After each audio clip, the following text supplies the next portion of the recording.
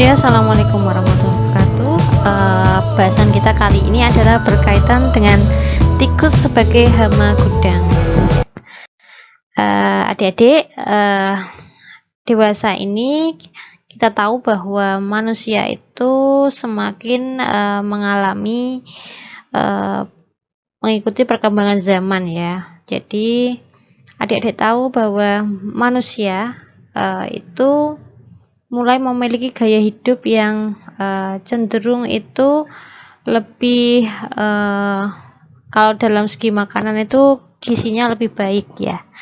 Nah, pada hal tersebut juga karena manusia itu cenderung dia itu sekarang sosial ekonominya lebih baik dibandingkan beberapa puluh tahun yang lalu, maka komoditas-komoditas pertanian khususnya yang pasca panen pun juga memiliki perkembangan cukup pesat. Nah, ini akan berimbas pada bagaimana pengelolaan pasca panennya.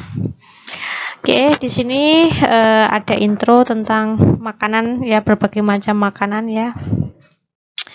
Ternyata makanan-makanan yang kita senangi ya, baik itu yang sudah jadi maupun bahan mentah, itu ternyata juga dapat menarik yang lainnya, yaitu di sini bahasan kita adalah tikus. Adik-adik, sebelum kita masuk lebih jauh tentang tikus, ini ada sedikit refreshing ya.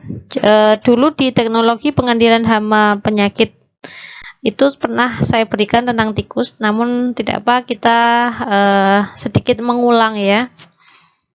Jadi tikus itu termasuk dari ordo Rodentia, kemudian familinya adalah Muridae. Nah, beberapa spesies yang cukup terkenal yang ada di agroekosistem maupun pasca panen itu ada ratus-ratus, kemudian Bandicota indica, Mus musculus, dan beberapa spesies yang lain. Tikus adalah hewan pengerat yang kosmopolit. Kosmopolit di sini adalah dia dapat ditemukan di segala macam tempat ya. Tidak terbatas pada wilayah, negara maupun habitat. Kemudian dia memiliki kecerdasan yang cukup tinggi, mirip manusia. Kemudian dia memiliki jalur perjalanan sendiri. Jadi dia menandai jalur perjalanan yang memang sering dia lalui. Nah, ini adalah tikus ya, biologi tikus ya. Oke, coba kita mengetahui tentang bagaimana biologi tikus, khususnya pada pasca panen. Ya, biologi tikus itu sebagai berikut ya. Jadi reproduksi tikus itu pada saat umurnya itu 45 sampai 60 hari. Jadi ini sudah dia sudah mampu untuk kawin dan mengkawini, dan juga mampu untuk bunting ya. Nah, masa bunting itu sekitar 30 hari. Kemudian keturunan pertama, karena dia masih masa-masa awal, itu adalah 3 sampai 8 ekor.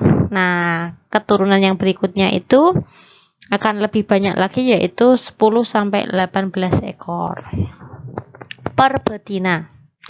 Kemudian tikus dapat hidup 4 sampai 5 tahun ya. Untuk hewan yang kecil ini cukup lama ya. Bahkan beberapa penelitian menyebutkan bahwa ada tikus yang mampu hidup hingga 10 tahun lebih. Ya, ada yang seperti itu.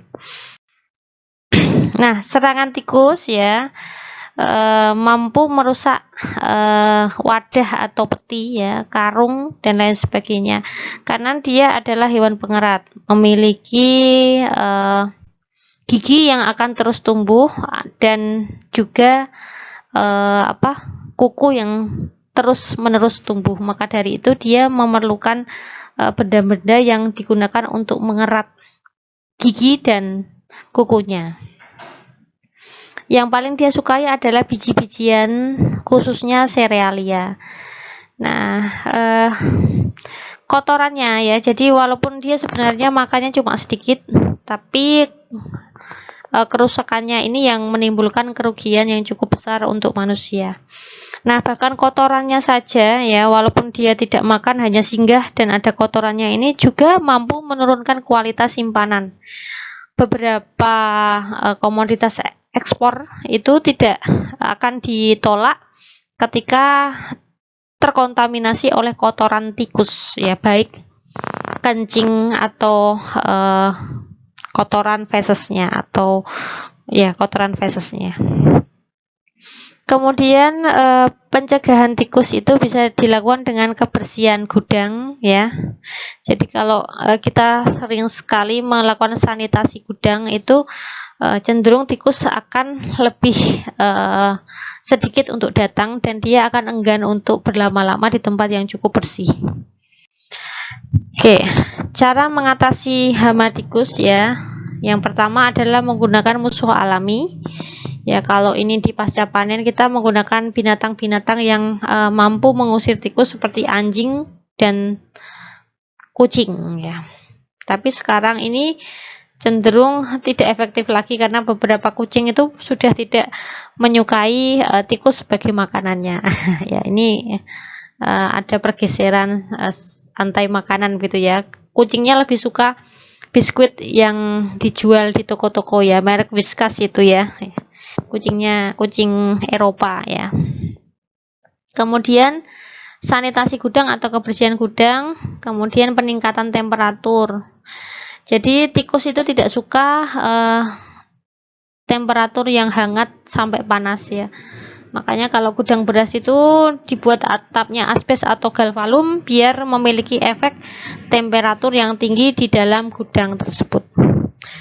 Kemudian secara berkala kita melakukan monitoring gudang, jadi inspeksi ke beberapa tempat di gudang tersebut apakah ditemukan tanda-tanda kedatangan tikus atau masih belum ada tikus yang datang di gudang tersebut. Nah, cara kimiawi kita dapat menggunakan racun-racun seperti rakumin, kumarin, dan zinc posida. Yang di sini istilahnya beberapa adalah merupakan racun kontak dan racun pernafasan yang dapat membunuh tikus. Oke, terima kasih adik-adik sekalian telah mengikuti pembelajaran kita kali ini. Dari saya, bila ada kata-kata yang kurang berkenan, saya mohon maaf. Bertemu lagi di pertemuan berikutnya. Salam sehat, salam sejahtera dari saya. Wassalamualaikum warahmatullahi wabarakatuh.